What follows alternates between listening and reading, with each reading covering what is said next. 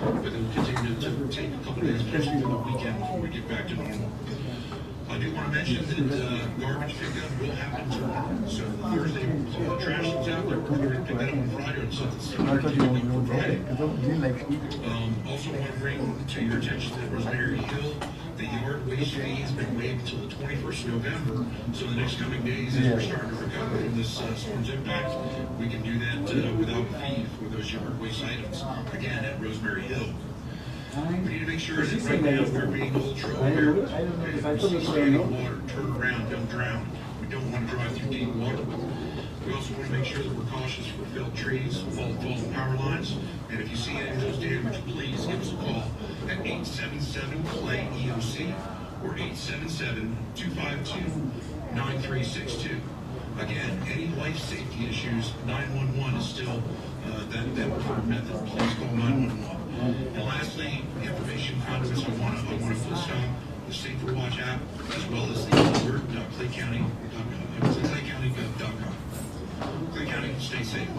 All right, emergency officials there in Clay County giving us an update saying the big problem is the 3 to 4 feet of water above ground, Black Creek, St. Johns River flooding. These are pictures now from the world's most famous beach, just south of Volusia County, Daytona Beach. If you've been down there for Bike Week, this is the the Main Street area. This is the area which is traditionally dry, obviously, and International Speedway and Palmetto Avenue completely underwater. And just to give you an idea, this is more than likely 12 to 14 feet above sea level. So those high tides really have just reached the sea dunes, and now the water is washing into the world. We have gotten Nick Micolucci's live shot that. Let's go to Jason now. Nick, I know you were earlier by the ocean, by A1A, where crews are starting already to do some recovery on that damaged roadway. Where are you now, and what are you looking at? Because it looks like there's a great big lake behind you.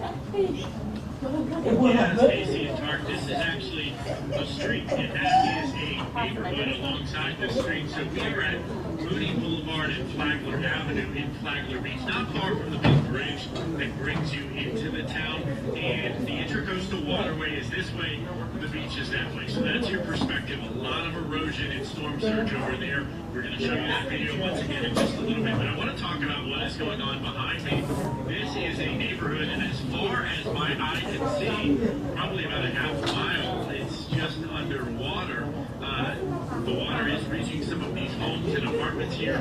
There are some people back there. Some of them have been getting out, walking in the floodwaters. That's certainly not advisable. That's not something safe because of the risk of electrocution, which we saw in St. Augustine. It's not safe because of the potential for sewage and bacteria. But the water is very deep here. We're not walking through it because we don't want to set up. We want to make sure that our crew is safe. When I was talking to a sheriff's deputy with Flagler County, and he said, wow, he wanted to come and see this firsthand because it is worse than Hurricane Ian when it came through. Obviously, it wasn't a hurricane when Ian came through this part of Flagler County, but he said it was worse than Ian, potentially because the ground is already saturated, the water levels are already high. You've got the St. Johns River and the Intercoastal coming through this area. But he was surprised, and a lot of neighbors tell me the same thing. And they say that the erosion is worse too. So let's show you that video if we still have it. This was earlier today. This is the erosion on A1A. Do we have that video? Okay, so we're going to pull up that video in just a moment. But we were along A1A, which is a couple blocks to the east of us, and we saw that historic road washed away. Worse than we have seen, worse than after Ian. And crews were making emergency repairs over there. So here is that video. We appreciate our producers juggling a lot to make sure that we have all the content for you. So take a look at this video.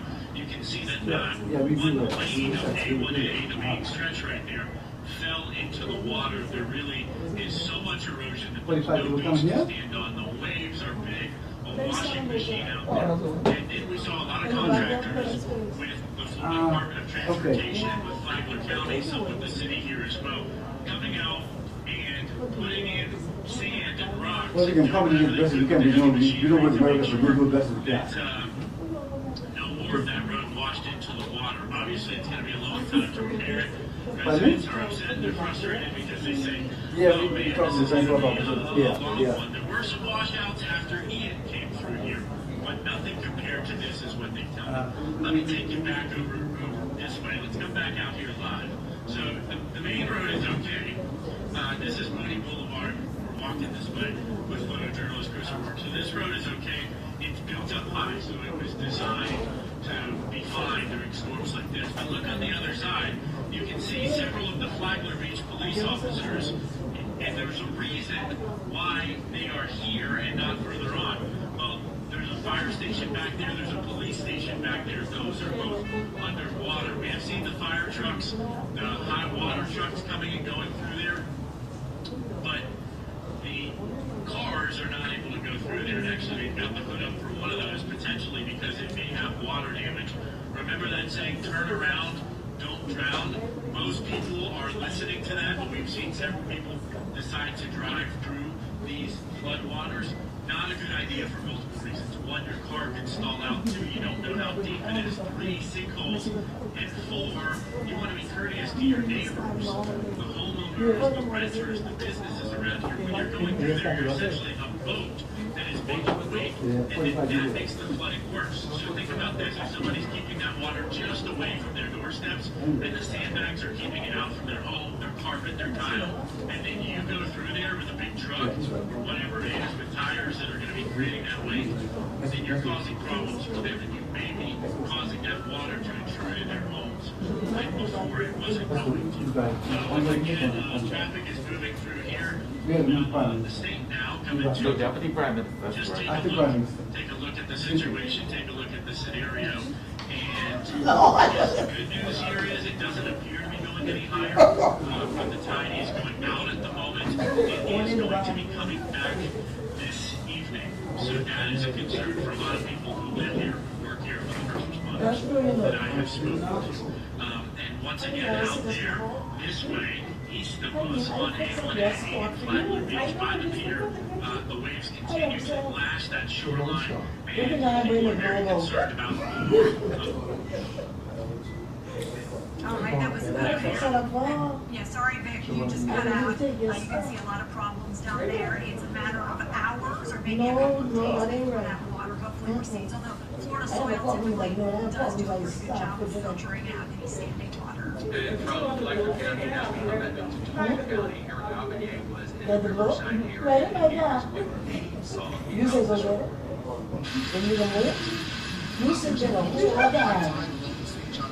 I put some young maps again. I've got TV on the registration view and we only see them back. It was the star and guided us. I can't believe it. This woman, when you're a postman, if you don't have enough money, you have to save it. Don't smile and see the things in there. Tell them we don't have no money. You have to have the money to stay.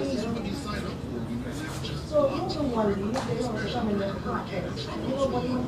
there's only so much place the water can go, and Because I have that on my card to say. So if you don't say you wink to me and I will.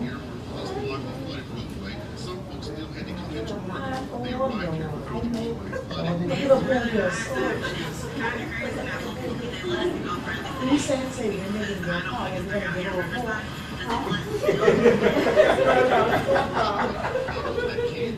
I was recording, I was sitting on the free time. They say you're making a car. We are. No, that phone. I need to get that. Eric, thank you so much. We're taking a shot right now, a look at Doctors Lake in Clay County. And you can see the water has risen to a very uncomfortable level for this particular homeowner right there, Tara. absolutely, and it's just about a foot or two away from coming up into the pool and then eventually coming up into the house. So this family obviously will have their eye on the tides and tide approaches in the evening. But we just heard from John Gahn, who was telling us some good news in a sense that we're not expecting much more substantial flooding as we move into the high tide, but all of this is still unknown. To these homeowners, that are really just some scary moments when we have this much water. And let's take a look by the sea. This is earlier this spring, and the middle of Florida pier is missing after wind and waves just sucked into it. We saw this play out down in the Flagler Beach area as well. And one of the things we're hearing is for those of you who have docks along the St. Johns River, wow, look at that vantage point. There's a possibility you could lose some lights as well with the high tides. We're getting a tropical storm.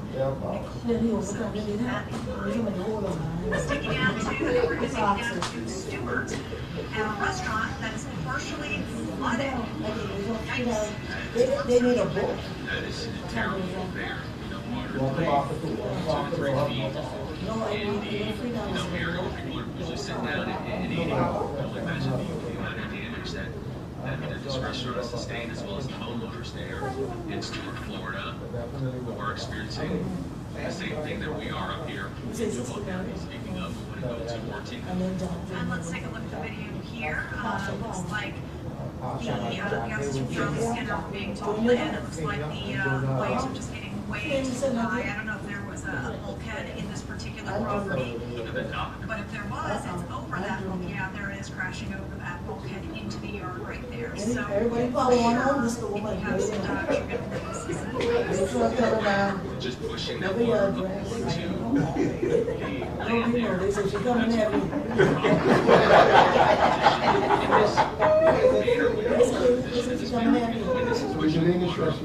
Onto your property. You always hate it when that beautiful view you have out your backyard. For those people who are lucky enough to have a water view, water lies in a huge and CEO. John, good on you joining us now. We're talking about that wind and that water, pushing that water up onto the lake. To be honest with you, this whole thing is pretty much wrapped at this point, but there are some loose ends we I put you on speaker. focus on. And one of I gotta get a generator. Get the San Marco generator. is around the Riverside area, back out on the other side, it extends all down there towards Virginia. It can go. You never know wrong, it can go. Across the area. This is on the east side. Not your gander. Let's be One ready. combination of that nor'easter. You gotta remember, when we look at the flooding that did take place over at Mayflower and along our beaches, and yes, They the can't beach get past the water. I don't know if They they can't can get much past. in because they can't get it. And I You said, guys I'm will gonna take the back to the show. Misty Sea. If you look ever so closely at the beach camp. But if you can pull that up, you're going to see this misty kind of glow. But also notice we're at low tide right now here in the dunes. I'm pretty convinced we lost a foot or two in the dunes here because I remember them being a little bit further out. These walkways, some of them are still intact, which is good news, but at the same time, it's an illustration that we've lost some beach again. Low tide is taking place right about now. They're high tide along the beaches in St. Augustine, which is greatly improved in the last hour. If you guys want to pull up St. Augustine camera, kind of showed folks that things have improved along the downtown here in St. Augustine. It's like, okay, it's still a bit but they can definitely find their own. I was going to show what's happening in the immediate downtown areas of Jacksonville, St. Augustine, Jack's Beach areas. These are areas that were really impacted. We have seen widespread flooding, mostly street flooding in San Marco here and over toward the Riverside area. It's been a little bit more scattered. This is not the level of Irma, but it is still very significant. And again, we had a high tide here that came in delayed. In other words, we were expecting a high tide in this area that you see here right around 11 o'clock here this morning, but it ultimately didn't happen until just about the last hour. So we had a combination of the winds coming from the south and the water being pushed earlier offshore as the circulation again, the cold was now back out here to the west of us, and that circulation. David, can you put this into play mode? The interactive hand on the links, thank you. So the point of it is that we ended up ultimately seeing strong winds come up the coast here, and those strong winds again provided those waves and the condition right there on the beach. And now that's the problem that we have here. Again, is that we've had the conditions last for hours and hours, and they cause a lot of damage there at the beaches. And now we see circulation up and come way back out to the west of Gainesville. And the result is for us to ultimately not be able to hang on and go.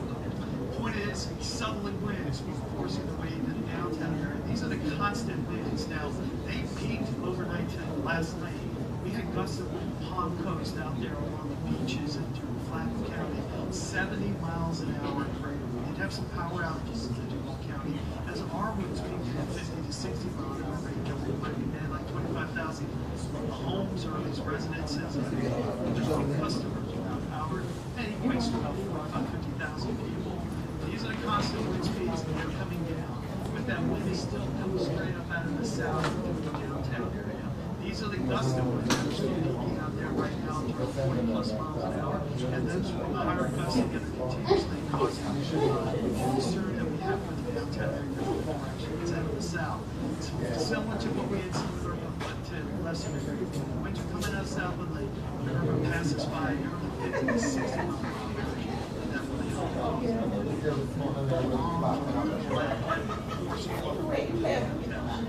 We don't really care where it's at now because it's bypassing us. We're in the dry slide. That's what it's called. We have dry air wrapped around the south.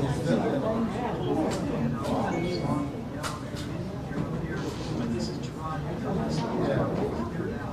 So Jacksonville and then all the way back to Georgia.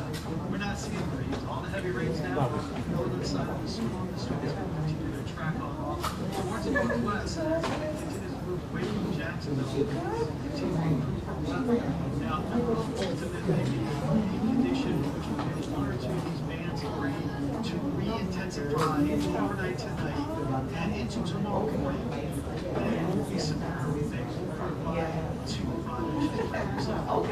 But for some of you, overnight tonight and early tomorrow morning, you go, is it coming back? Because it's going to be windy, it's going to be very intense. We'll have gusts of wind around 45 miles an hour, and the rain's coming potentially last 10 15 minutes, and a very heavy rainfall rate as the storm continues to roll all the way out there into parts of the oceans, western parts of Virginia. It starts to move. And this is 4 o'clock right now. This is anticipation. Dry slot going through 7 o'clock. And then after around 11 o'clock here tonight, this is when the moisture returns. That dry slide shifts up the coast. So this is the dry air from Georgia to Savannah. But for Jacksonville, overnight tonight and early tomorrow morning, again, we'll be coming back. But you get that thinking, hey, is that another downpour? Oh, wait, here's another downpour. And the winds will peak up around like 73 miles an hour. And we're thinking it's returning, but it's not.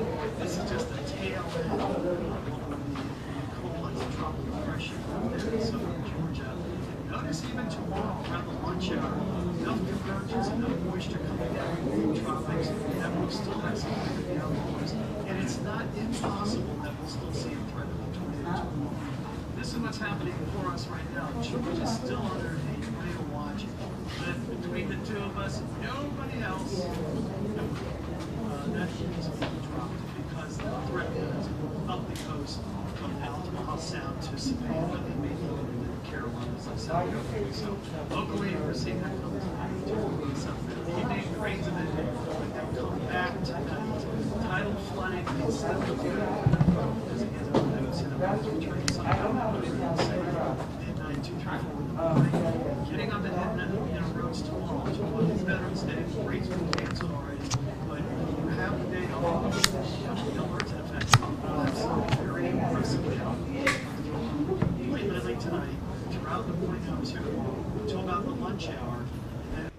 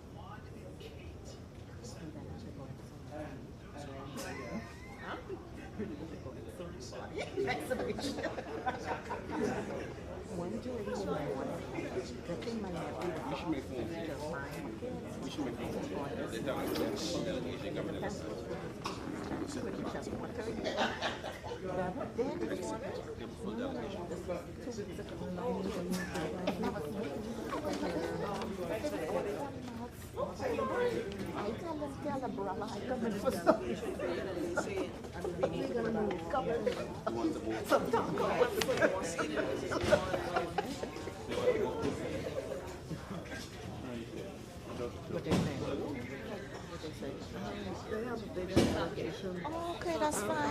they say they have a bigger delegation, I'll go to the back. Alright. We have to move. Ah, we ain't got to wait. You done this with the move? Apparently the delegation is big. What you got to do with us? I'm gonna see if I can get your hand. Please. They're not gonna say anything. I mean, you can say move, just send me back to the office. Shit. Huh? Yeah, they asked him. Yeah, they... I got my pretty shots. I got my mat.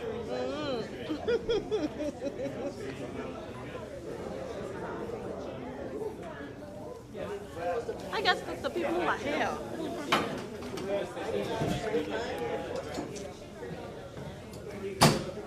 Why Joel calling me? Let's see.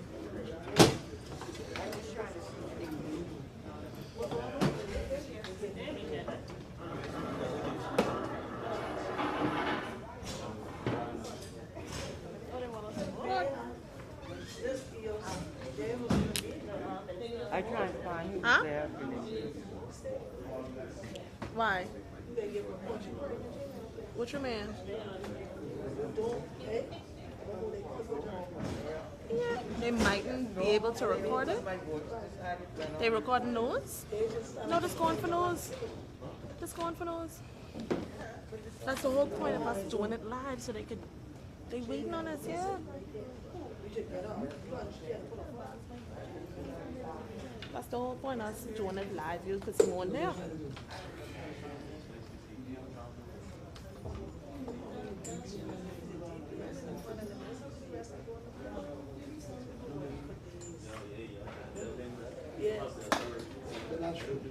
No, we have the authority in the OC to say what we want to say. So we need to deal. Oh, yeah, but that's what he's ready. Yeah, that's what he's doing. That day he said, hey, no, they don't want so we can set up straight. Let's just say we don't want to left.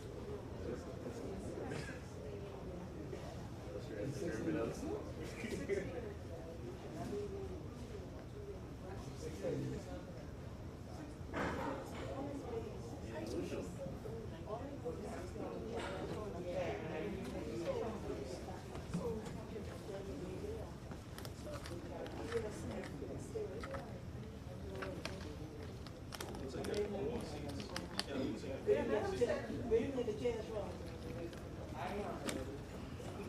Tommy, you need chairs. Mr. Sawyer, you can help me? Because you end up telling us, don't tell them. Your eyes, you're helping them left.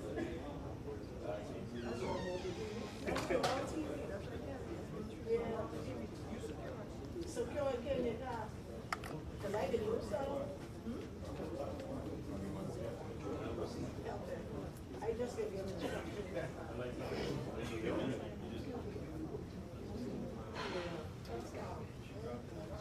I don't believe in that. I don't believe it.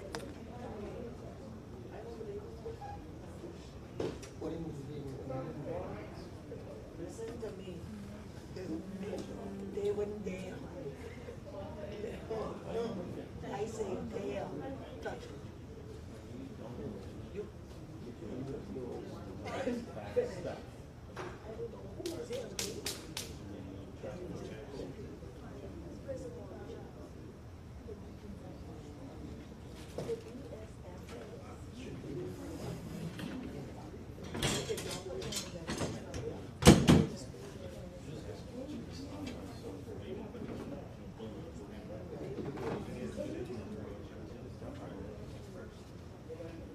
No, I don't know. You're right to fix it.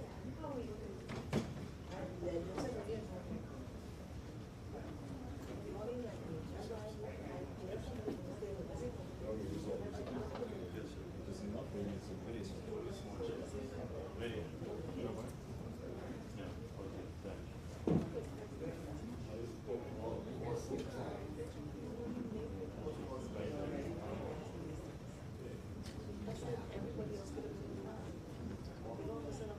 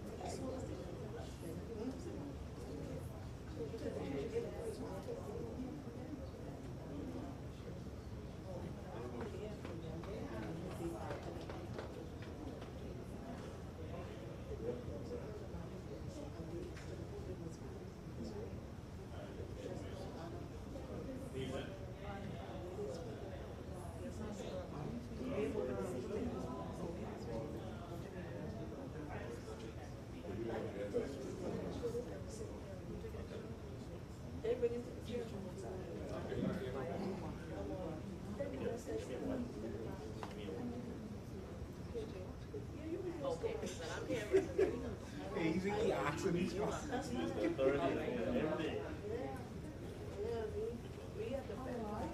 I stressing you all out.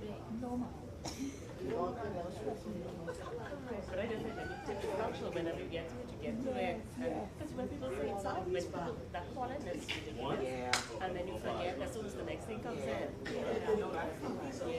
Yeah, I told her the best thing to do. I can text it, but my phone, but I'm going to do our report. Yes. So that's fine. All right. And Franklin is now with Donovan doing our districts, and they'll send the information into you. So I wrote it to Nakira, and she gave me permission to move with the president. Okay. You okay? You want to listen to the weather, right? So, okay, you go home soon, right?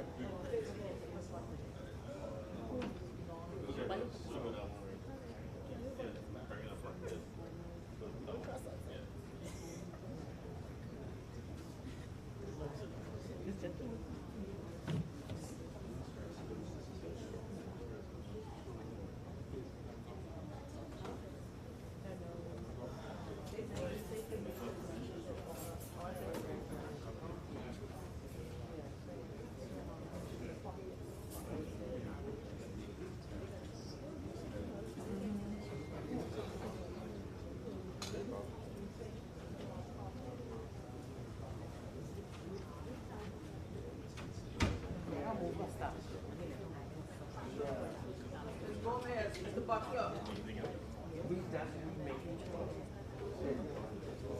All of them who were over here, because the big delegation they got running behind them. You don't want to go to the sale?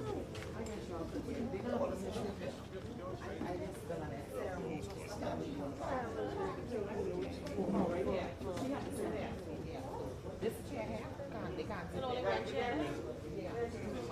And it's one, there's two recorders. Next to them,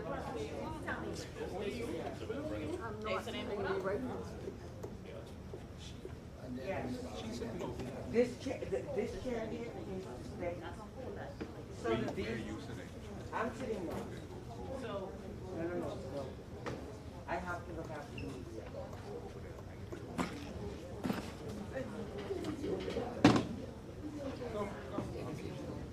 Yeah, you go and sit down.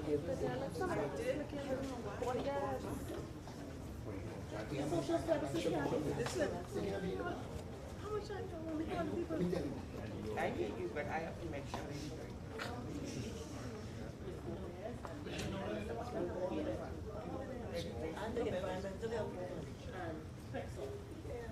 I'm not stopping you from doing it.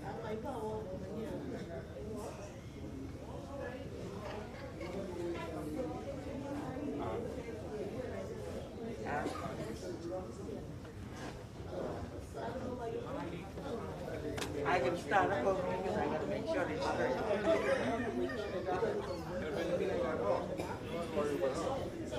No, it's more, I'm making sure everybody's straight.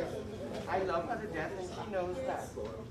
hold on, you'll put me in here. Someone about to come sit here. So I gotta forget about the Don't worry about it, let's make sure you have your seat. That's what I want.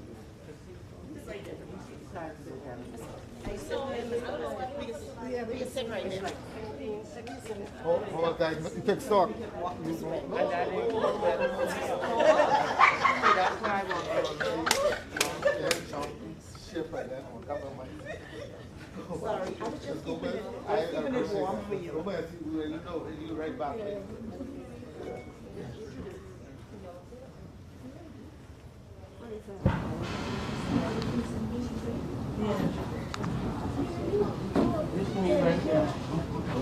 Oh, sorry.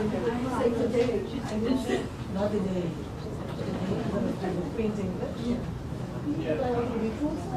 Don't give us no fluff because I can call right here for everybody to know.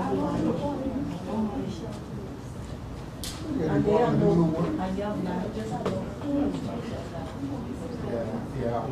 But how they can fix it if you're alive? That's the truth. That's the truth.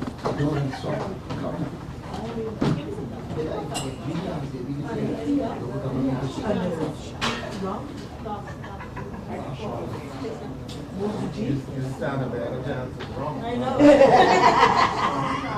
I don't know. Only Coke so. I drink water. Drink water when I need this.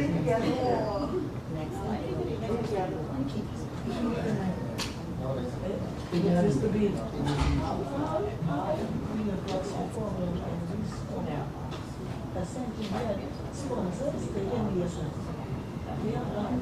You're bringing one coffee to the floor. And not spoon. And it wasn't even yellow. Yes. You know what you eat that? I don't know. You got a search. You measure it.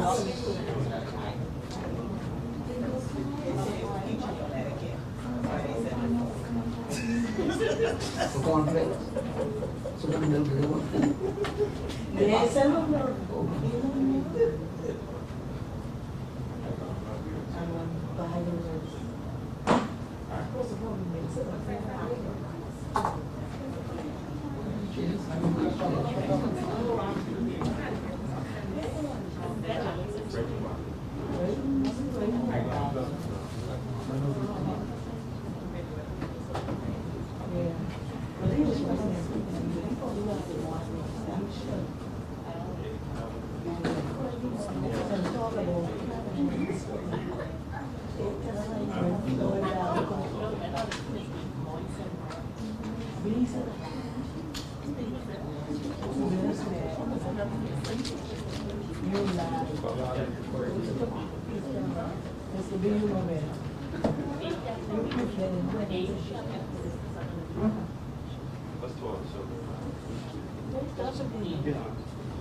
After that, the scene he was supposed to be in here.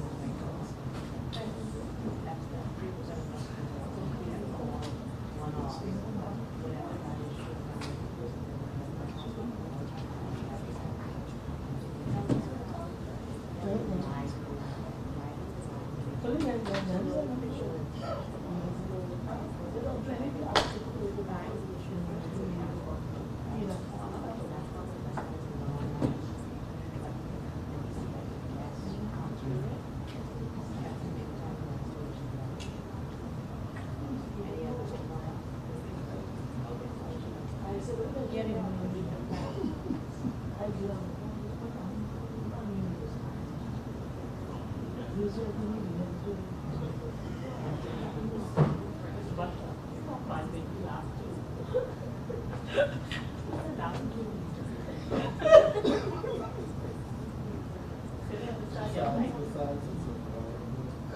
is. You think it's you? That's why I have to. That's why I have to. Where's the eyes? Where's the eyes? I have to stay weak. No, they stay weak.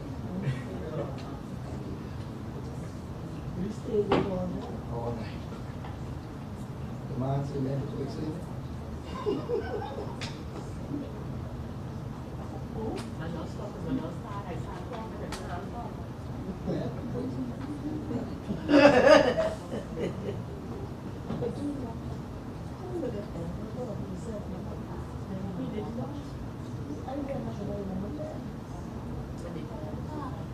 I don't oh, with the mother.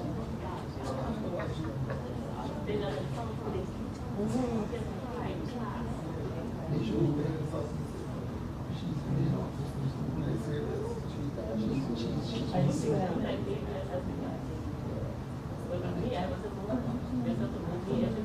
Listen, out of there.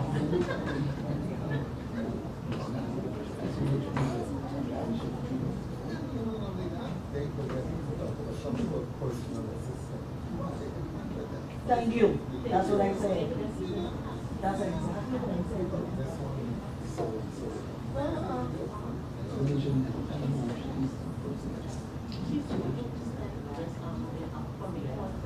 I think we'll find out.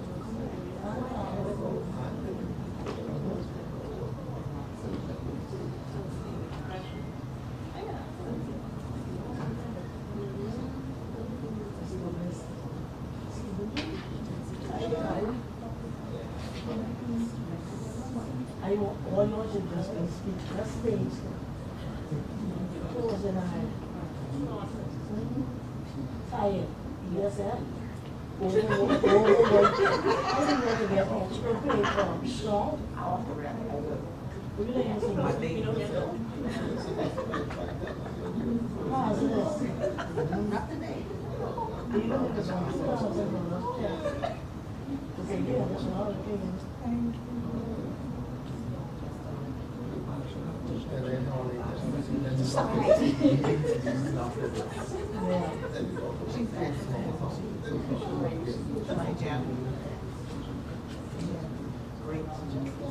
Happy of course you're going to labor. We ain't got no hospital there.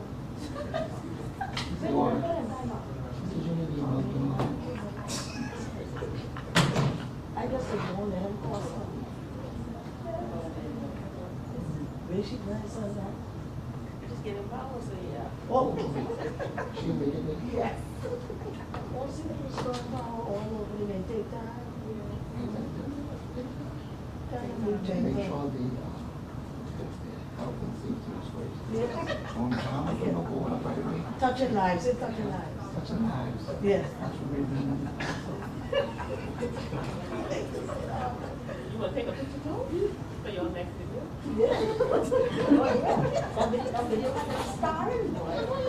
Listen, I said, when comes to find time to do this? listen, you don't know me doing. Next week we'll have something else, so just stay tuned. I'm just very equipped.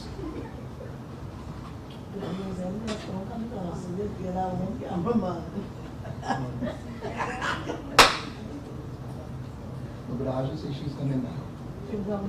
Just go on and she'll be right there when we meet her. She's a decent woman. I've been this blow and said, Lord, please don't take her. They were so impressed by your West End video in the wind. And I saw him and said, And the Lord, rain. please don't let She me should have fallen in the water to make it more, you know. I said, they'll just fall in the water and just be there. She get an award. No, it's right. That was it. No, literally, we weren't listening. I said, Lord, look at my girl. She's doing well. We just need minute by minute and think. By the time you all did, no cold was gone. I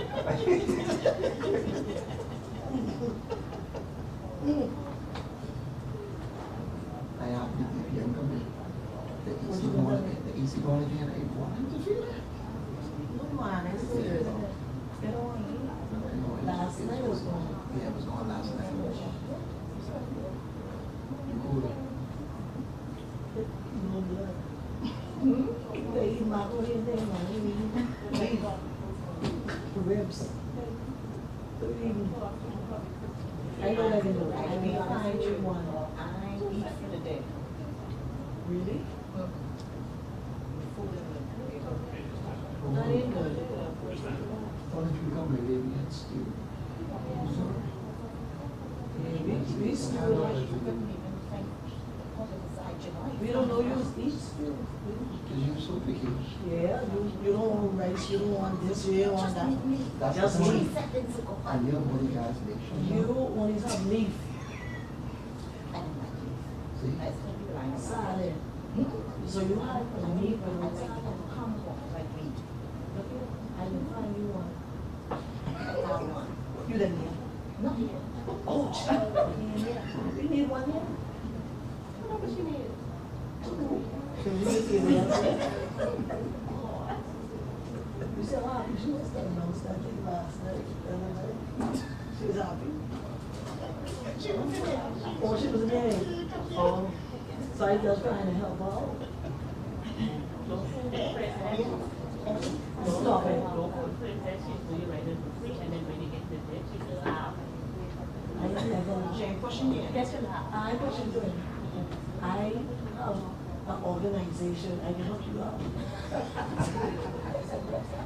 Run very fast.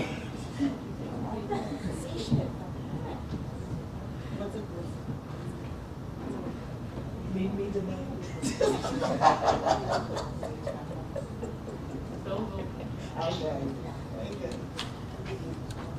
Oh my, that's how long we've been weak. You mostly, you feel nice.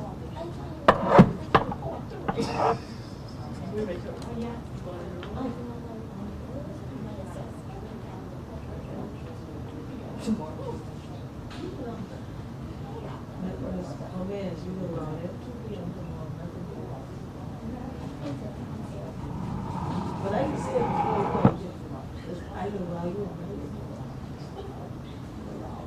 And what's not the house to robot, right? That's how they do it. Yeah, see? Look here. And I need to talk in point. And they go pop, pop, pop. I start off to do this. Okay. She needs more, so the phone in the house. Boy, it's everybody in your head. And when they respond, all the business people. That's all they know.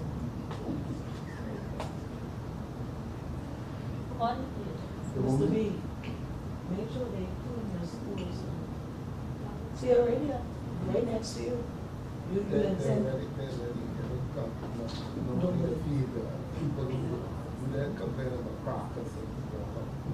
That's okay. She responsible for cleaning your room. That's the whole point. So you can post one, say no results. Practice is not a result. No, but that's fine, but you guys still take care. And so maybe she had asked any feet, so that's all right. Look at her. She can not run anything. Does she look so she don't?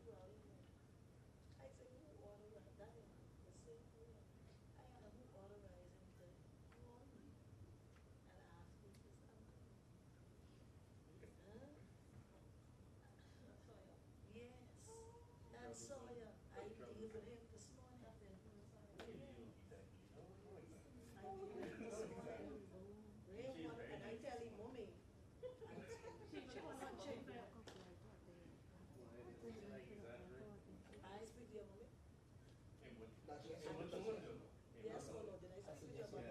You in court? Did I tell her I was gonna slap her? Yes or no? Okay. Hold on, the conversation. We finished with that. Slap us. Court case is finished. No, of course. It should be.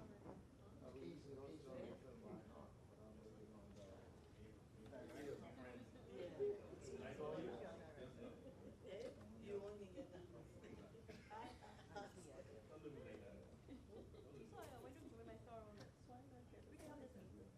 Yeah, we can have it. He can't get all this because I ain't giving him nothing. I asked him for it.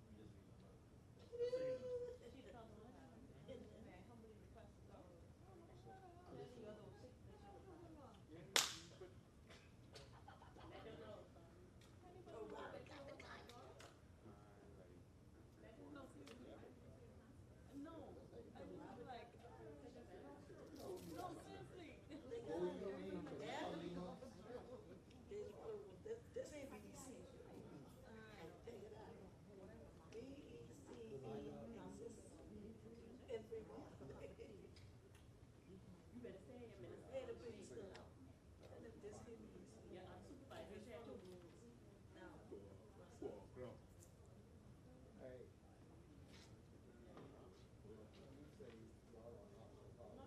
Yeah, I'm supervisor right there. Right there, Miss Campbell.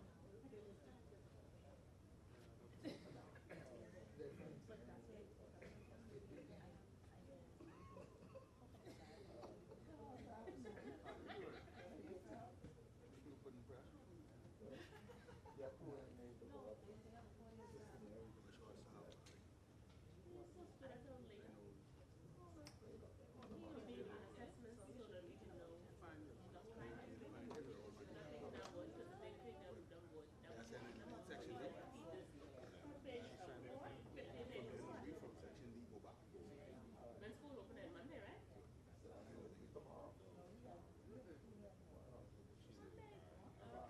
Because some people say, well, no power.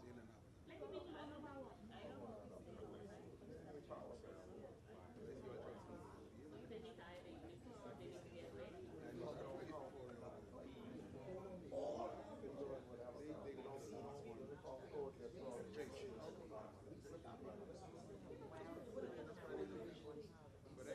Well, that's called a competition, but now, sure, we are for. nobody Nah, so, you know we don't like that word, right?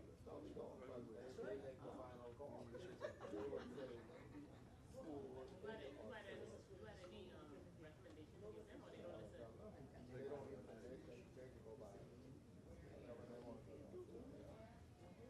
Everything good? What else you got to do?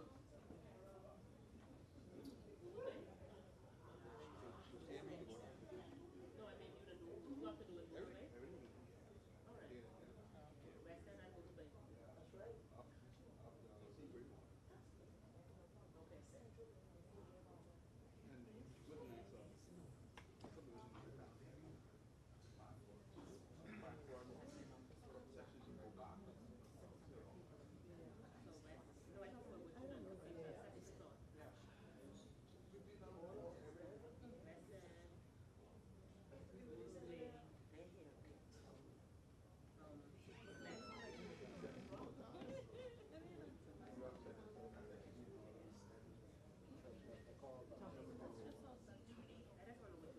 Western I go to bed. That's right. And that's a big long movie to that for.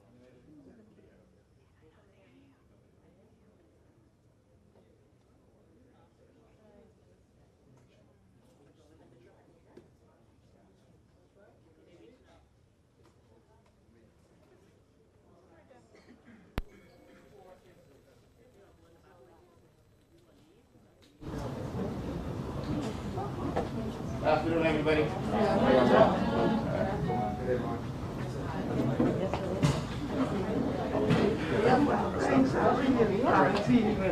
I get in.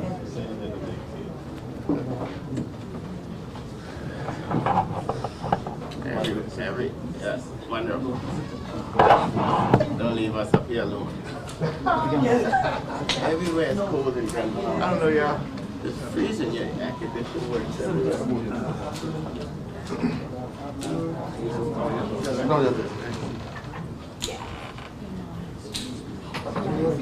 Yeah, man. So far, so good. So far, so good. Yeah.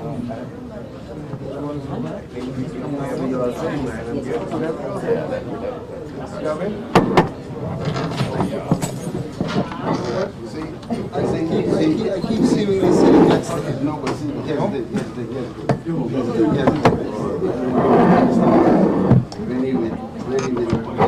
really fine, man. He should be better because time always comes in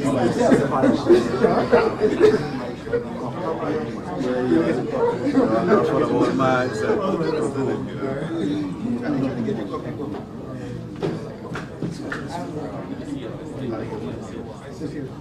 I walked past the road this morning with all my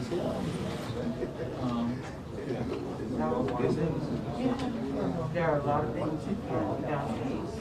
You gotta make that up. I thought my sister's bring something. Yes. Yes, sir.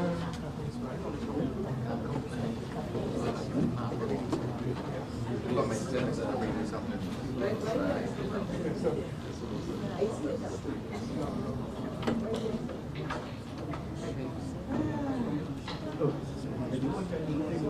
Yeah, I got read.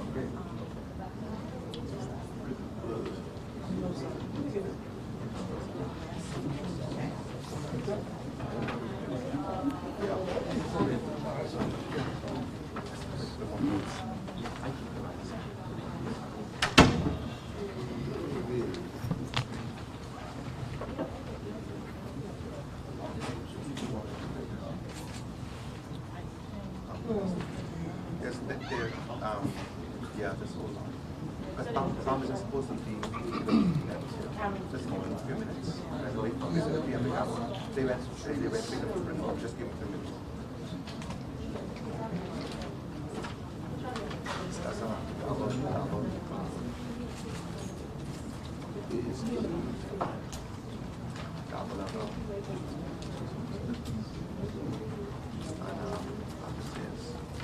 Thank you, sir.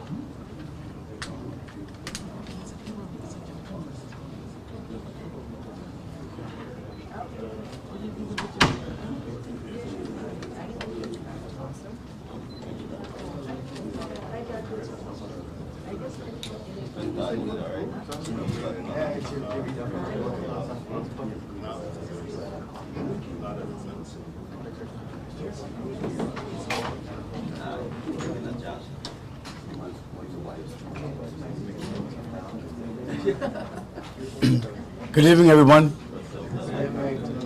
We will start momentarily, but we are still awaiting members of the cabinet and some other dignitaries. And as soon as they arrive, we will proceed. Thank you. Just be patient.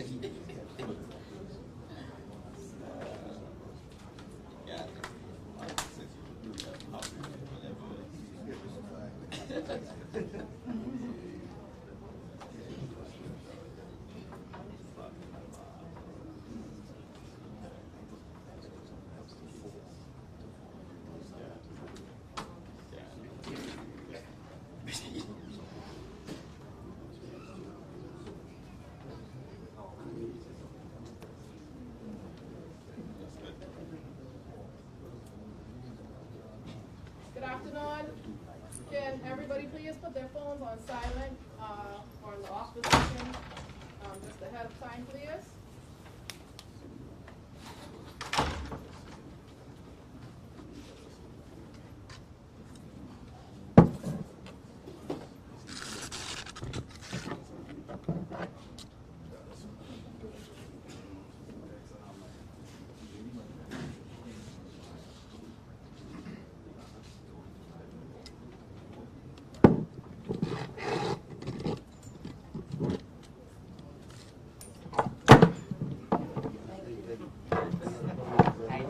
Yeah, you saw that. Apologies.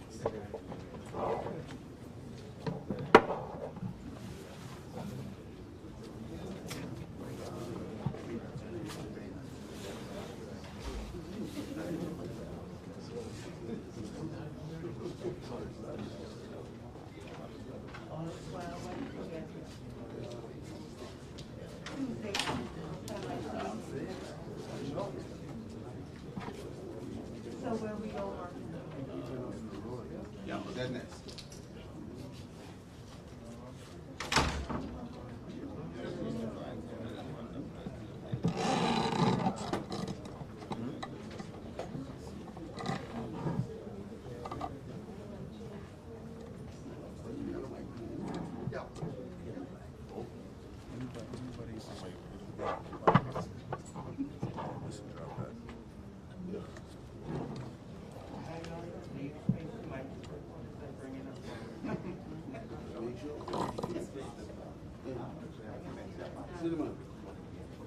This can go inside. Someone needed the rest of it. I can rest them right here.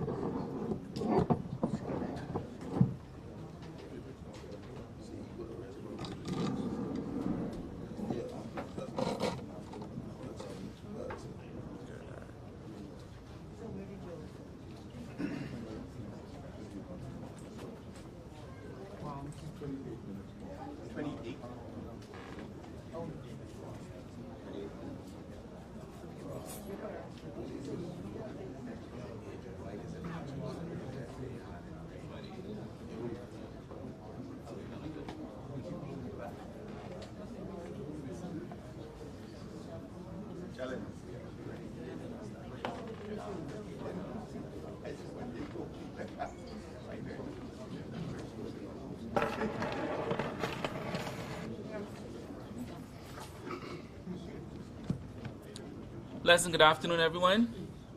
We're about to commence. We ask everyone once again to please ensure that your phones are placed on silent, and so we can ensure that the media gets quality production and there's no interruptions. Thank you.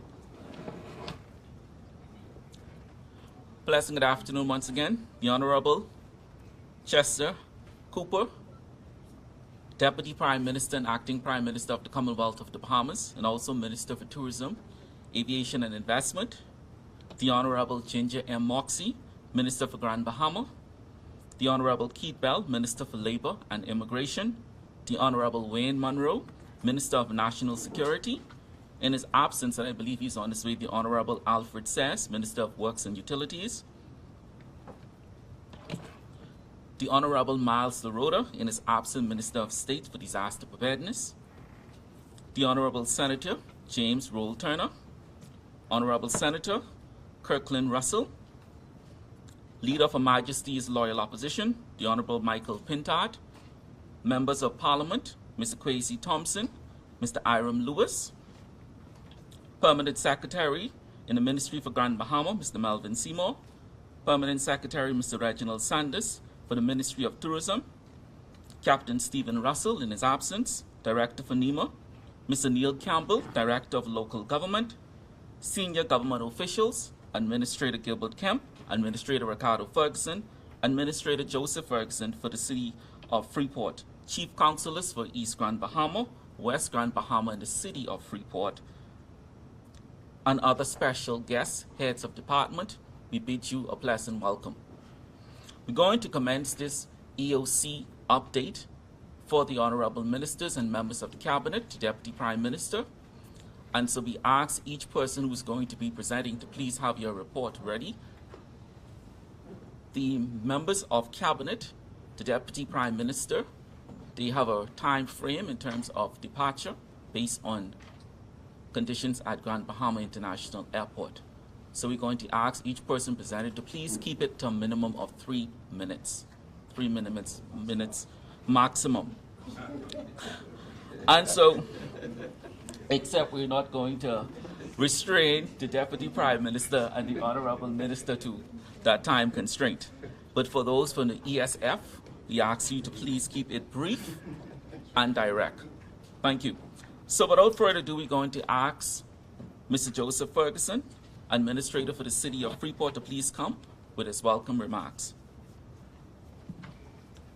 Thank you very much, Administrator Jellin. I've been restrained by 3 minutes, and I should do just that.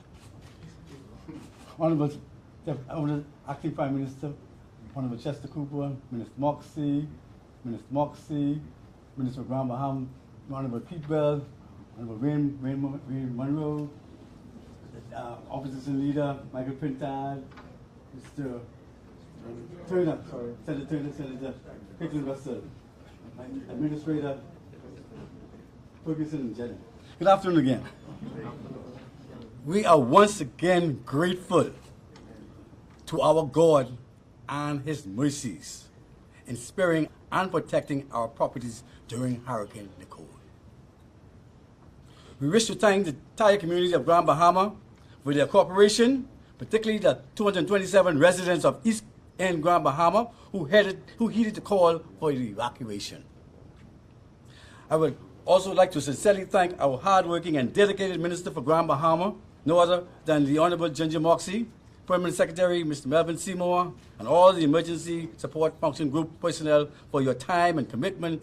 You have all continued to go above and beyond the call of duty to be your brothers and sisters' keeper. Honorable Acting Prime Minister, thank you for taking the time out of your busy schedule to visit us today. Your concern and care for all our well-being and safety is appreciated, and may God continue to bless and protect your government and the people of the Commonwealth of the Bahamas. I'm within my 3 minutes. Thank you very much, everybody. Have a good evening. Thank you, sir.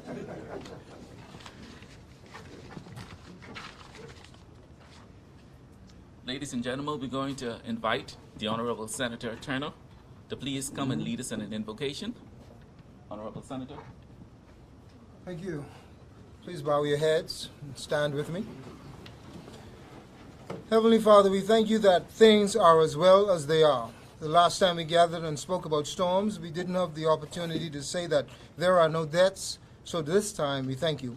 Lord, I pray that all of the reports, all of the conversations, all of the facts that are presented here are presented in a manner of honor and decency. We thank you for the wisdom that you've bestowed upon our leadership and those associated with it. In Jesus' name I pray. Amen. Thank you, Honorable Senator. Moving right along, we'll now ask you to stand as I invite the Honorable Minister for Grand Bahama.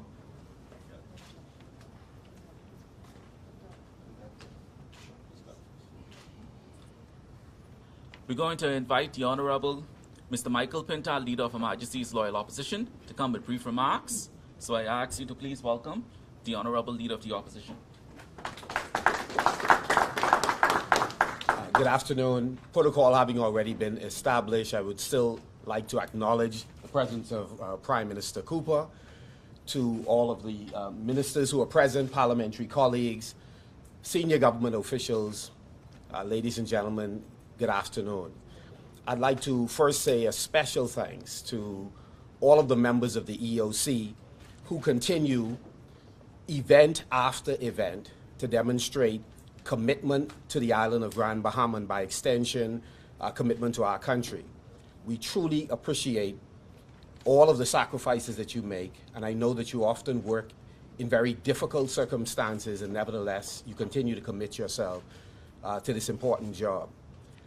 My colleagues and I from the Free National Movement, we're happy to stand with the government in advance of climatic events or disasters, and to stand with the government in the aftermath. We believe that so great is our challenge in terms of preparing for these difficult circumstances we find ourselves in, being in a hurricane alley, that it is important that we speak as often as we can with one voice.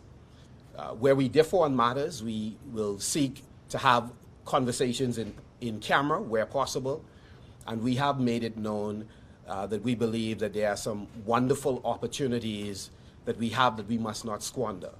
And so before I take my seat, let me just mention a couple of them. One, Grand Bahama and Abaco still face a very difficult and uphill battle in terms of recovery. And so we have called for a greater sense of urgency in terms of addressing the matters. We have done so while we were in office. We continue to do so. One of the anxieties that we have heard as we went door to door, constituency by constituency, is the concern that persons have because, one, their roofs are still leaking, their windows and doors that are still compromised. And at the end of the day, the anxiety stems from their experience in Dorian, and we believe that to the extent that he has been forthcoming and very consistent in reaching out to every member of Parliament. So we are confident that once the Prime Minister and Minister of Finance make resources available to him, that we are going to see steady progress in terms of transforming people's individual lives. Secondly, we know that cleanup campaigns are going on, and one of the additional anxieties we encountered was persons concerned that the tremendous amount of debris could become missiles if they are not taken care of. Grand Bahama has historically been a beautiful, unclean place, and so we are very much interested in partnering with the Minister with responsibility for Grand Bahama. We have 3 members of Parliament that are eager to lend our expertise and recommendations and to benefit from an island-wide cleanup. To date, we have not yet been integrated in that process, and we stand ready, Minister, to be very helpful to you and your colleagues. We have a shared commitment to making sure that lives are protected, Grand Bahama is transformed, and we are able to recover. And so we're happy to be here, and we stand ready to assist. And finally, let me say thanks to God for this opportunity. After Dorian, we buried many Grand Bahamians. It was pain, and today we still remember them. We remember the loss of generational wealth as a result of the passage of Dorian. The only way we're going to get past this is to work in a bipartisan way. That is our commitment. God bless all of you. Thank you for those brief remarks, Leader of the Opposition. Ladies and gentlemen, I ask you to please stand as I welcome to the podium the Honorable Ginger Moxie, Minister for Grand Bahama. Please be seated. Please be seated. Good afternoon, everyone. I am so pleased to have with us this afternoon, immediately after the storm, our Acting Prime Minister, Chester Cooper, and my cabinet colleagues, the Honorable Heath Bell, the Honorable Ray Monroe, the Leader of the Opposition, Senators, the Honorable Kirkland Russell and James Turner, and of course, MPs for East Grand Bahama and Central Grand Bahama. But we are so happy that Grand Bahama was spared. We've went through Dorian and so many other hurricanes prior to that, and we know Grand Bahama continues to take a blow. But today was a good day for us. We went out immediately, Senators Turner and Russell and I, and we went into the community to do our assessments, and we can say that Grand Bahama Island did well. Of course, there are always the issues of home repairs that are still ongoing, And I was hoping that the Minister LaRota would already be here, but he's on his way. And we also have the issues of some of the sea walls that have been compromised. We also had flooding in some of the areas, and so drainage is key. And so the Minister of Works should be on his way as well. But we're going to be addressing all these issues, just letting you know that. I am confident that the government of the Bahamas is focused on ensuring that Grand Bahama Island recovers. Again, we've been through a lot, and we are truly focused on ensuring that our residents receive what they need in order to move forward. But again, we're very happy, based on our assessment in the various communities, with what we saw on the ground. So DPM, I can assure you that we look good there, but again, our people still need help. There's a lot of needs in the community. There's a lot of people who are still suffering from Dorian. There's all sorts of other issues that come with these storms because it's so emotional based on what we've already been through. And so we're very happy that you're here today with our team to show how important Grand Bahama Island is to our government. And so we're grateful to God for sparing us, and we remain Grand Bahama strong. And with that, I will welcome our Deputy Prime Minister, also Acting Prime Minister at this time, to the podium where he'll bring his remarks. Thank you very much. Please be seated. Good afternoon, Grand Bahama. I am delighted to be here. I come today with backup of several ministers of the government to see and to witness what has happened as a result of Hurricane Nicole, not just in Grand Bahama, but also in the island of Abaco, where we've just come from. I am pleased to tell you that based on our observations in Abaco, we have fared very well there. And I am so pleased to once again proclaim that God is good. No serious injuries, no loss of life. I've had occasion to speak with the Minister for Grand Bahama earlier today, who gave a snapshot of the visits along with the honorable senators across the island of Grand Bahama. And I am delighted to hear that you've also fared very well in Grand Bahama. No serious injuries, no loss of life. And for that, I once again proclaim that God is good. So I bring you greetings today on behalf of Prime Minister Davis, who is working for us at the moment in Egypt. He sends his regards, he sends his best wishes. I want to begin by thanking the Leader of the Opposition and my parliamentary colleagues from the opposition for being here in solidarity. Sinan's traveled with us, MP White traveled with us today to Abaco, and they are, of course, here on the ground with us this afternoon to demonstrate that in times of crisis, we are stronger together. And I think that sends a strong signal to the country and to the world that we have the ability to put aside our politics and to press forward in the good of our country when we must.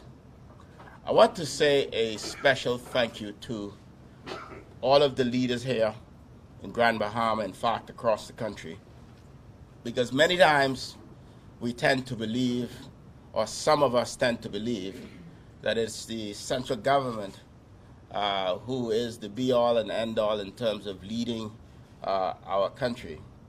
But you demonstrate, Administrator Campbell, Director Campbell and his team across the Family Islands demonstrate the importance of local government in all of these islands, because it's simply impossible for central government to manage an archipelago of 700 islands, 16 major destinations, 30 airports across the Bahamas.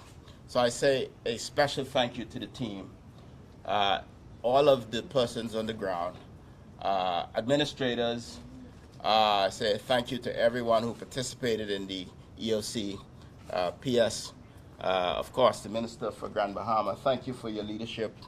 And of course, all of the persons who have been actively engaged over the past several days to ensure that things worked very smoothly on the ground in terms of our management of this crisis. I want to say in his absence a special thanks to Minister LaRota and of course the team at NEMA, Captain Russell, all of the various government agencies in New Providence, in Grand Bahama and the other islands for having diligently managed the process of this crisis and have been able to communicate effectively to the country as to what was happening and what the warnings were and the possibilities of additional crisis that could confront us. I was very pleased to hear everywhere I went in the country over the last few days how comforted people were that the communications were clear and the process was seemingly very well organized. I can tell you that that was not by chance. And I tip my hat to Minister LaRota, Captain Russell, and everybody involved in the process. I'm here today to stand with Grand Bahama. You know already that our government is committed to the ongoing development and advancement of the island of Grand Bahama, the improvement of your infrastructure, the improvement of your economy, and delivering more opportunities for you. So it's no coincidence that we are here immediately once the airport was cleared today. I believe we were the first plane to land in Grand Bahama, and I believe that is significant for many important reasons. We are here to stand with you to show you that we recognize that even since Hurricane Dorian, there is still much work to do with your infrastructure, with the care of our people, with the attention that's needed towards the mental health of our citizens, and the ongoing growth and development of the island of Grand Bahama. So we're here in solidarity to let you know that the government is committed, not just in words, but with the resources of the government, with the assets of the government, and I happen to be the Minister of Finance for the next 2.5 days. So if you need anything, let me know.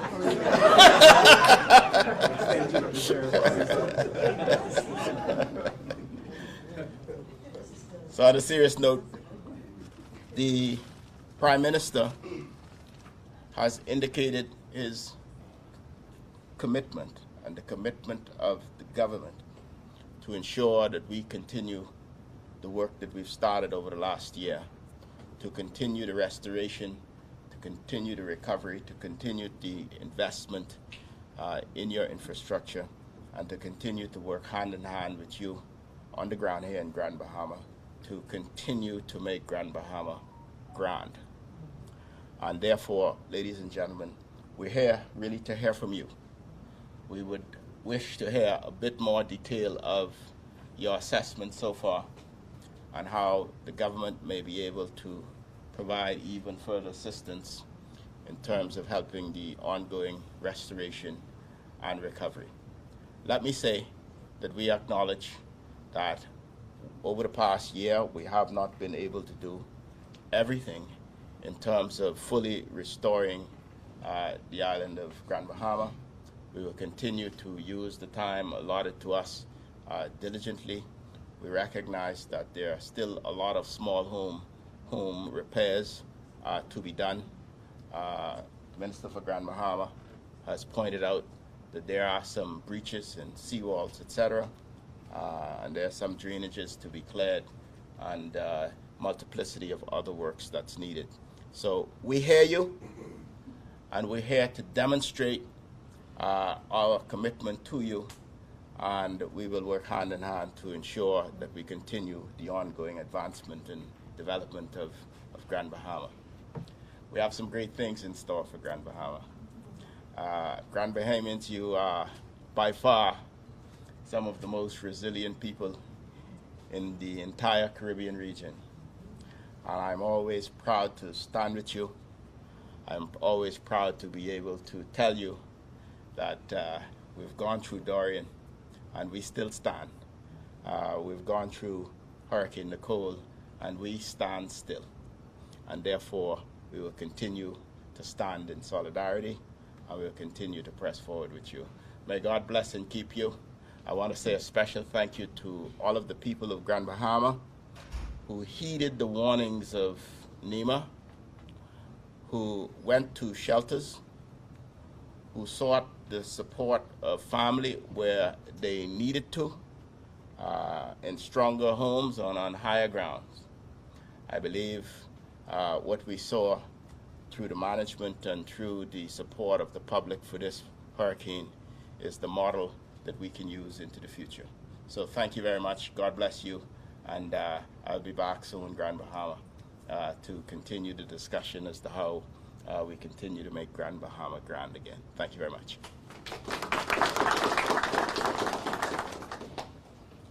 Thank you, Honorable Deputy Prime Minister and Acting Prime Minister, for those reassuring words and ensuring that the flames of hope of many on Grand Bahama remains lit and bright. I know that we have a promising future based on your commitment. The minister reminded me, as you know, when you have Christmas coming and you open a gift, he said we have 2 days with him left as the Minister of Finance. And so we're going to ensure that we have a lot of gifts for Christmas. Thank you, Honorable Minister, for Grand Bahama, also for bringing those reassuring remarks and for your continued support. Ladies and gentlemen, without further ado, we're going to ask the Administrator for West Grand Bahama, Mr. Ricardo Ferguson, to please come and provide us with a brief update. Administrator Ferguson. Good evening, all. My name is Ricardo Ferguson, District Superintendent. District. Louder? Okay. Good evening, everyone. My name is Ricardo Ferguson, Administrator for West Grand Bahama. I stand on the protocol as really established. West Grand Bahama fared very well during the storm. We had minor issues. We had West End was the major area where had flooding. The water brought in a lot of debris from the sea, but that situation has been cleared. Today a team was out, cleared the road, and so now it is passable. We had power outage during the night, and that has been taken care of for the exception of West End Grand Bahama. And so I would like to say we fared great considering what was the pending storm. We had an issue with the flooding at the Fish Oil Bridge, but that dissipated very quickly. So now the water, there's no water from the bridge straight on up to West End Grand Bahama. And so I must say, looking at what we could have faced, we fared very, very well. We didn't have any loss of life, no reports of any damages, major damages within the district.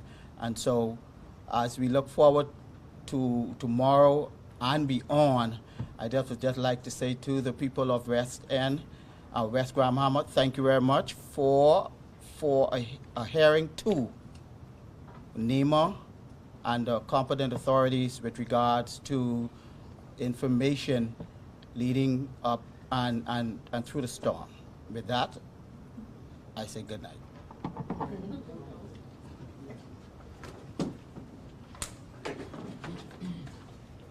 Thank you for that update, Administrator Ferguson. We're now going to invite Administrator Kemp for East Grand Bahama to please come and provide a brief update. Administrator Kemp, please.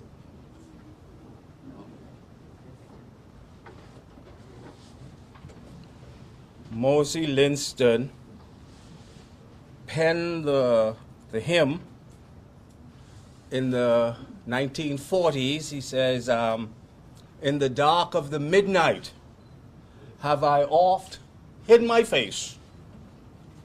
And in every stanza he ended with the words, keep me safe until the storm passes by. Amen. Yesterday, while we were at the shelter, Maurice Morse Primary School, those were the words some of the persons there were repeating. And one old lady, she said to me, she said, Kempy, she said, we're really praying, eh? We can't afford to lose anyone else. She's from Pelican Point. And so I think somebody said, Minister, I think you said it, and saying, you know, the deaths of and the tragedies of Doreen is still fresh in plenty of people's minds. And I believe, Mr. Deputy Acting Prime Minister, that was one of the reasons that propelled the persons to evacuate. We had more than 45 persons off of Sweeting Ski. They were coming, what they say, they were coming by boats and the planes and the buses, whatever they can do, and we were all surprised at that, eh? And in East Grand Bahama with McLean's Town, Pelican Point, and High Rock, we had almost 300 persons who we know about who evacuated East Grand Bahama. I would like to remind us of what we are called to do, to be our brother's keeper. I saw that, Madam Minister, in one of your shelters at Maurice Moore, when you see a 70-year-old woman asking family members to bring groceries, to cook food, to make sure that everyone there has a meal. I think she was the lady from Pelican Point, Selma Davis. You know, huh? Oh, McLean's Town. I said to her yesterday, Selma, you could see my belly, you know I like to eat. She said, Administrator, you could come by later and something will be there. And this morning I went for my breakfast. Ms. Gomez, I think we ought to give a shout out to the social workers, eh? For the kind of diligence and hard work that they do during this time. They had 3 social workers at that shelter, and those girls worked. They worked, you know. Mr. Deputy, in your presence and in the other ministers, we need to acknowledge the Ministry for Grand Bahama for the hard work that they were able to do and organizing everything. I have worked on many islands in this country, and I have never seen the kind of machinery that I witnessed here these past couple days, how they were able to mobilize and organize things. In East Grand Bahama, we fared relatively well. Like they said, no loss of lives. We had some downs, we had some fallen trees, we had some areas that were flooded. We still don't have electricity out in East Grand Bahama, but the spirits of the people are high. The only people left in Freeport are those from Sweeting Ski. The bus will be collecting them tomorrow at 8 o'clock to take them over because we didn't have the clearance yet for ferries to be back and forth carting them. So, I'd like to say thank you all for this opportunity to speak on behalf of my people of East Grand Bahama. Thank you. Thank you, Administrator Kemp. Acknowledging Minister Sayers, Minister Wilscombe would have just arrived. Also a good member of Parliament, Mr. Adrian White. Welcome to Grand Bahama once again. Captain Russell, Director of NEMA, welcome. Ladies and gentlemen, we're going to ask Ms. Gomez, responsible for shelters under the Department of Social Services, to please come and provide us with a brief update. And before Ms. Gomez comes, I also like to extend a special thank you to the NGOs here in Grand Bahama, in particular the Red Cross, who would have assisted along with social services at the various shelters. And also say a special thank you to Senator Russell. Senator Russell seems to always beat me to visiting those shelters. And he's been very proactive at those shelters and helping to provide assistance to the shelterees. And so without further ado, Ms. Gomez, please. Good afternoon. Standing on the established protocol, the Department of Social Services, which is mandated to oversee the shelters during a disaster, for Hurricane Nicole, we opened some 12 shelters on Grand Bahama, 9 in central Grand Bahama, 3 in the Western District. We house some 109 shelterees at this time. I'm pleased to report that we had no incidences, and the shelterees were very comfortable and made themselves kept themselves going and happy during the time. We are beginning our assessments. We will have assessment teams beginning on Saturday throughout the island of Grand Bahama to see how we can help, with my minister's permission, help the persons that were affected by the hurricane. Thank you.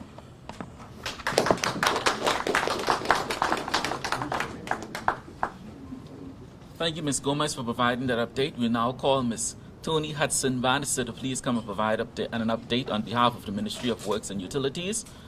Followed, we are going to ask the representative of Grand Bahama Power. We're going to ask the representative for Grand Bahama Power and Light to please come and also provide an update. Ms. Bannister. Thank you, Mr. Moderator. A pleasant good afternoon to all, and I stand on the established protocol. The Grand Bahama Ministry of Works and Utilities disaster team, comprising of 16 team members, mobilized this morning from this very site and completed at 2 p.m. today. The island of Grand Bahama, in our professional view, remains resilient as ever, with God's help, as we emerged well following the passing of Hurricane Nicole. Most of the surge waters that settled inland have begun receding, even though we still need to address the drainage in the various districts. But our concerns mostly remain with resuming power supply to the residences in East and West Grand Bahama districts. I'm pleased to say that I am here with our representative from the Ministry of Works and Utilities electrical team, Mr. Franklin McCoy, who has completed a few of the areas for re-energizing in the West End, Bootle Bay, Holmes's Rock, Deadman's Reef, Pine Forest, Sea Grape, Pinedale, and the entire East Grand Bahama district today, along with partners from the technical department of the Grand Bahama Port Authority. And they will be liaising with the Grand Bahama Power Company, Ms. Nikita Mullings and her team that are here, and they will be reporting later. General overall observations in East Grand Bahama will have us advise and liaise later on with the DRA to carry out residential assessments in East Grand Bahama, where residents have reported minor roof damage during the high winds. And we are slowly getting reports now from some of our schools that are receiving some roof leaks and that sort of stuff. Our overall situational overview report that has been submitted to our heads of department. Minister, yours is in your email once you have an opportunity to look. And we will go back as need be to do a more detailed assessment as we assist the DRA in our restoration efforts. Thank you for this opportunity. Thank you, Ms. Bannister. We're going to ask now Ms. Mullings from GB Power to please come and provide an update. Ms. Mullins? Yes. Thank you. Good afternoon, all. Protocol having already been established. So our system held up well for the most part through Hurricane Nicole. We would have lost power to about 10% of our customers. We began damage assessment this morning and began restoring power to our essential and critical areas such as water, clinics, and addressing any poles down, wires down, and poles on fire. Currently, we have about 3 to 5% of our customers that still remain without power. We are aware of the western end and the eastern end of the island. That takes a bit more time due to the amount of infrastructure that the teams have to assess before we're able to safely energize. However, our teams are working around the clock, and we remain committed to ensuring we get our customers in the eastern and western parts of the island restored. Thank you.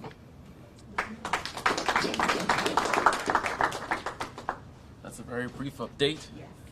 We're going to now ask Mr. Ivan Butler, the District Superintendent Officer for Grand Bahama, to please come and provide an update on behalf of the Ministry of Education. Mr. Butler. Thank you, and a very pleasant good afternoon to all. Superintendent Ivan Butler, Grand Bahama, Bimini, and the Keys District. I too stand on the established protocols. In education, we continue to make our schools and gymnasiums available to the Social Services Department as shelters. Maurice Moore served very well this year.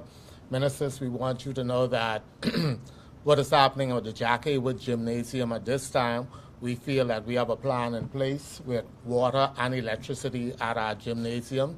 So moving forward, we'll have a plan to have more persons in the gymnasiums in the event of a hurricane.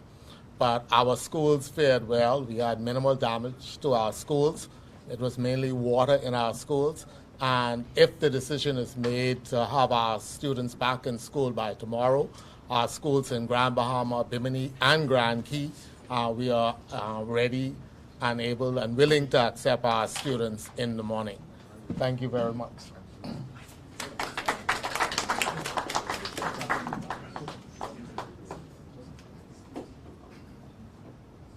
Thank you, Mr. Butler, for providing an update on behalf of the Ministry of Education. We're going to ask the Ministry for Environmental Health to please come and provide a brief update based on the assessment that they would have done today. Please.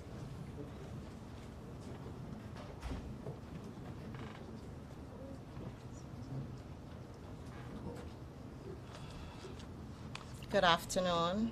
Protocol already established. The Department of Environmental Health Service has commenced our assessments. We have started inspections of food establishments. We have also commenced inspections of all cemeteries. No grave sites were compromised. We did inspections for flooding starting at West End, and we went all the way to McLean's Town. There were minor flooding, and in some areas we expected flooding.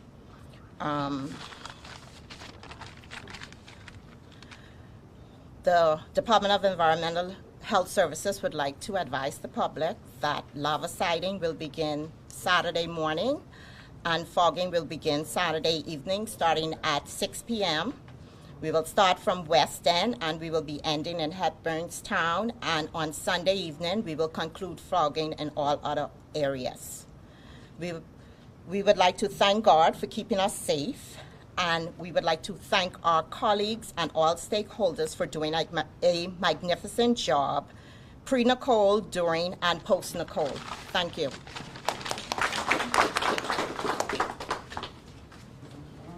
Thank you for providing that update. On behalf of the Ministry of Environment, we're going to now invite the Honorable Mr. Miles LaRoda, the Minister of State in the Ministry of Disaster Preparedness, to please come and bring brief remarks.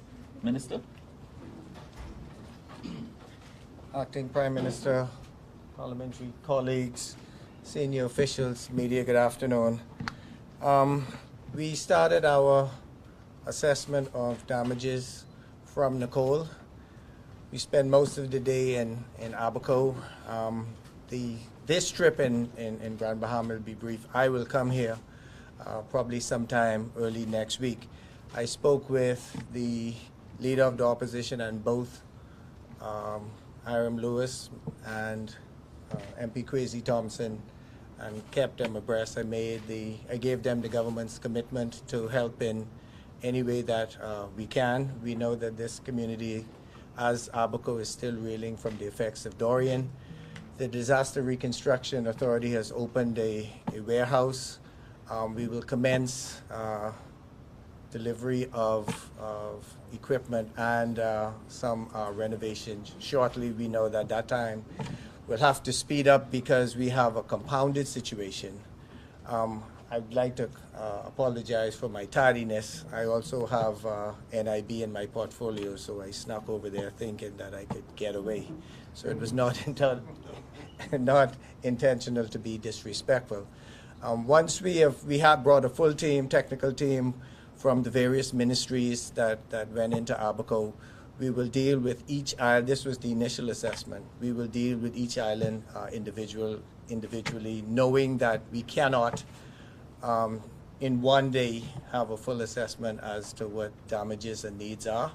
But I will allocate at least one day next week to deal with the issues in Grand Bahama. We're dealing with the west and in the east and also with Abaco.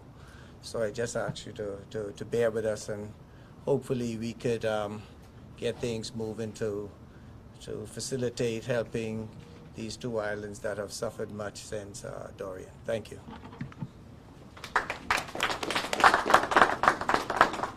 Thank you, Honorable Minister. I would also like to convey special thank you to the leaders of the various churches who have been very gracious in allowing us to use their shelters without cost.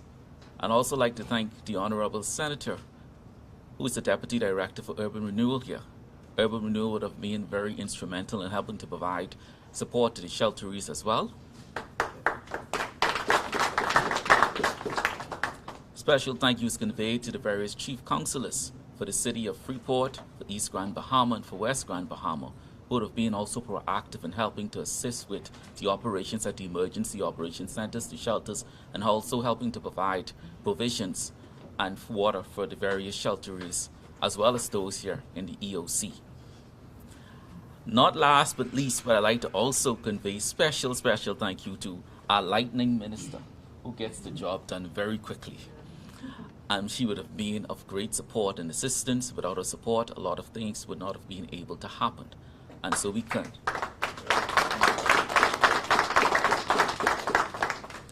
So we consider it to be a success based on all of the collaborative efforts, the various stakeholders and other EFS functions who would have been very supportive and helpful, because we could not have done it on our own.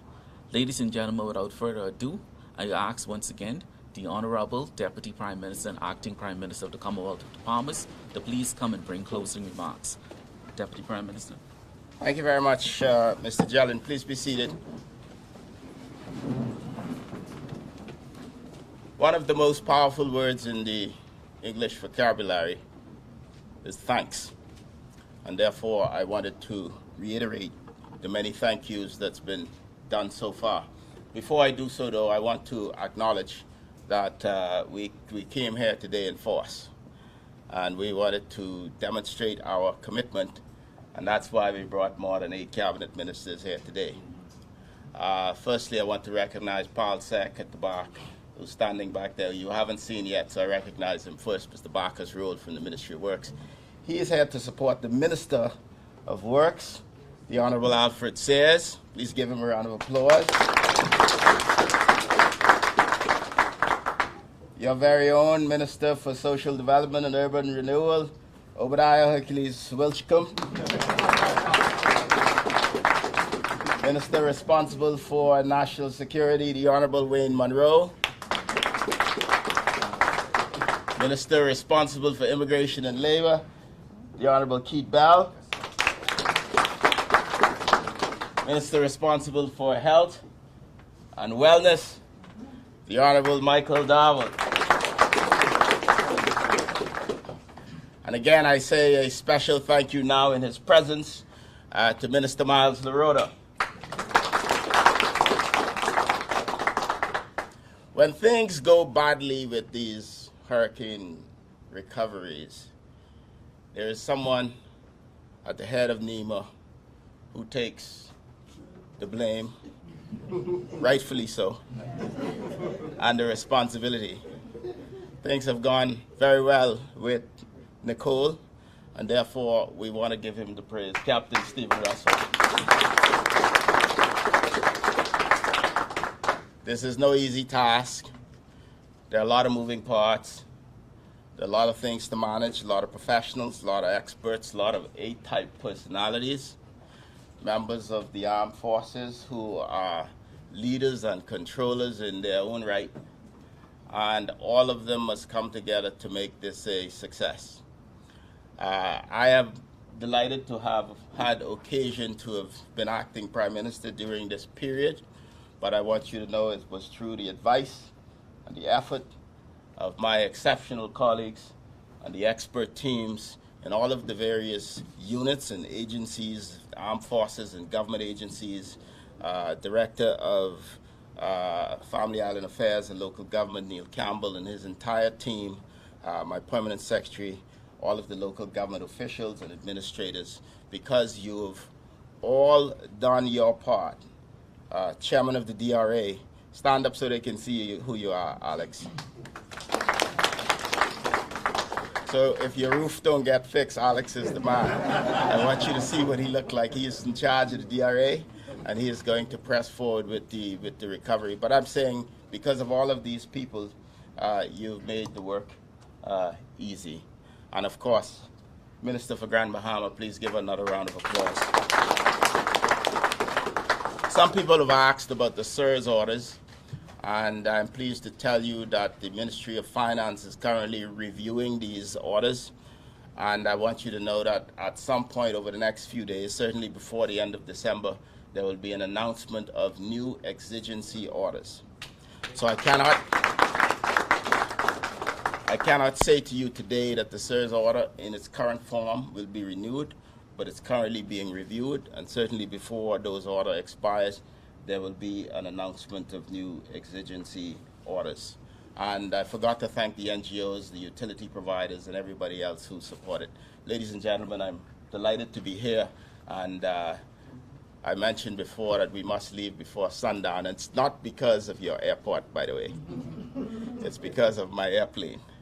And I want you to know that we've invested significant amounts of money in your airport. Yes, you're going to get a new one, but your lights actually work. Your generators work. Your elevator is coming. The domestic terminal is being renovated. You have new airlift coming. You have Raleigh to Freeport coming next week with Bahamas Air. You got American Airlines coming from Charlotte. You got American Airlines coming from Florida. You got Sunwing coming from Montreal, Sunwing coming from Toronto, and there's more to come. I can stop there. But I want you to know we are working for you. Thank you very much. God bless you.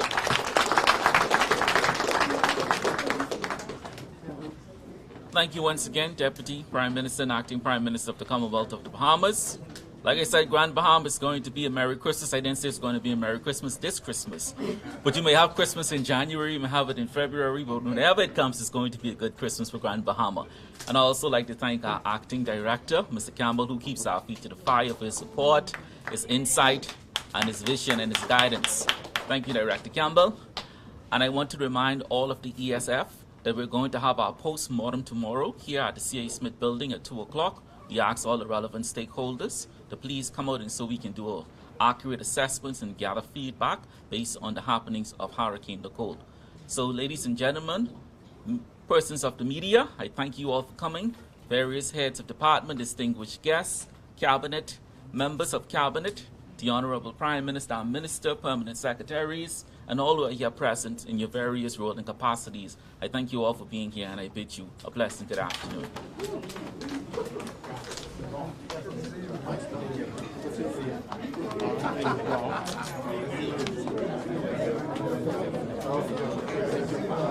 No problem.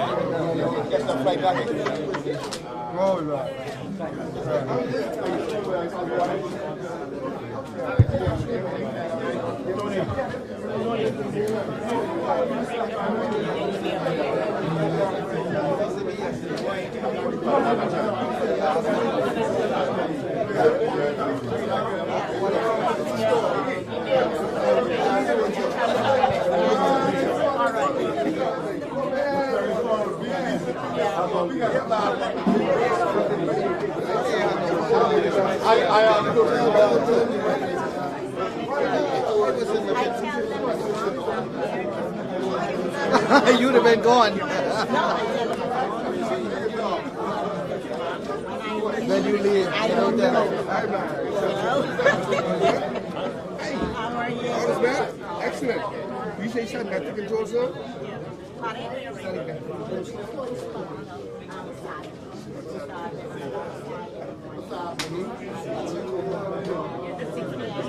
Hello, Mr. Gomez. How are you?